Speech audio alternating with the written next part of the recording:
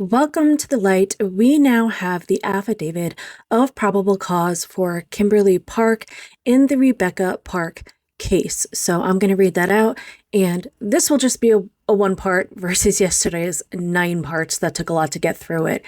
So let's get right into it. This is the people of the state of Michigan, Wexford County Sheriff's Office versus Kimberly Sue Park. And here's the affidavit. A duly sworn police officer with the Wexford County Sheriff's Office attests to the following facts based on personal investigation, or is swearing to the facts as presented by a fellow sworn deputy sheriff, to establish probable cause that the crime of lying to the police, obstructing an investigation, and making a false report of a felony was committed by the defendant, and the affiant is respectfully seeking a warrant for the defendant's arrest. On Tuesday, November 4th, at 12:44, Kimberly Sue Park reported that her 22-year-old sister Rebecca K. Park had not been seen since the prior evening. Kimberly identified that Rebecca was last known to be with Courtney Bartholomew at 30 South 21.5 Road, which is in Boone Township of Wexford County. Courtney Bartholomew is a biological mother to Rebecca and Kimberly Park. At the time of the report, Rebecca Park was 38 weeks pregnant and living with her boyfriend, Richard Lee Fowler. Kimberly Park provided the sheriff's office with a cellular telephone that was identified as the one that Rebecca had been using at the time of her disappearance. Kimberly Park was communicating information to Detective Lieutenant Chris Piskor throughout the investigation. On Saturday, November 22nd, 2025, Kimberly Park made statements on a social media live broadcast that she was aware of information that Courtney Bartholomew and her husband Brad Bartholomew had something to do with Rebecca Park's disappearance.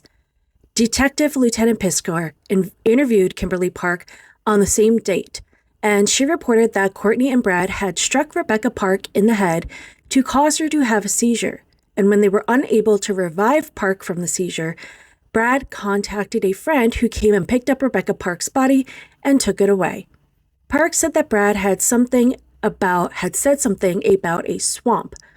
During another interview with Kimberly Park on Monday, November 24th, 2025, Park told Detective Sergeant Alicia Baxter that she was and has been in a romantic relationship with Richard Fowler. Kimberly Park identified that her relationship with Fowler was complicated by his relationship with her sister Rebecca. On Tuesday, November 25th, 2025, a body of a deceased woman was found off the Federal Forest Service Road 9784, which is in a straight line approximately 2.5 miles west of the Bartholomew residence. A tattoo above the left eye of the deceased person was consistent with a tattoo above the same eye of Rebecca Park. Park had sharp force trauma wounds to her neck, and her abdomen had been cut open. Detective Sergeant Jamie Voss and Detective Sergeant Olivia Whetstone met with Kimberly Park at her residence in Herring Township on November 25th, 2025, for a non-custodial interview based on the discovery of the body. During this interview, Kimberly Park discussed the relationship details between herself and Richard Fowler. Park made a statement that Fowler had told her that Rebecca had been taken care of and not to worry about it. Park went on to say that Fowler had told her to lie to Detective Lieutenant Piskor and say that Courtney and Brad Bartholomew hit Rebecca over the head and knocked her out, and they drove her and dumped her body. Kimberly Park was arrested for lying to police and obstructing the investigation at approximately 1911 by Detective Sergeant Voss. Park told Detective Sergeant Voss that she wanted to talk to Detective Lieutenant Piskor. Detective Lieutenant Piskor began a recorded interview with Kimberly Park on Tuesday, November 25th, 2025 at 20:26. Park was provided with a Miranda warning, which she waived prior to the commencement of the interview. Kimberly Park identified that on Tuesday, November 4th, 2025, while she was at Richard Fowler's home, he told her that he killed Rebecca Park and that he wanted to protect Kimberly by not sharing details with her.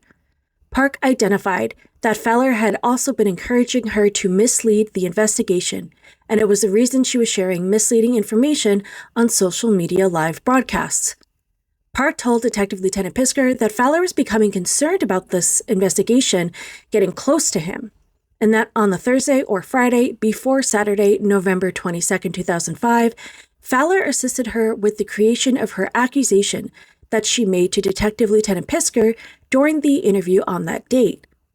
There appeared to be additional unsubstantiated knowledge that Park had about Rebecca. This included a statement about Rebecca possibly having been, quote, stored in an unknown location.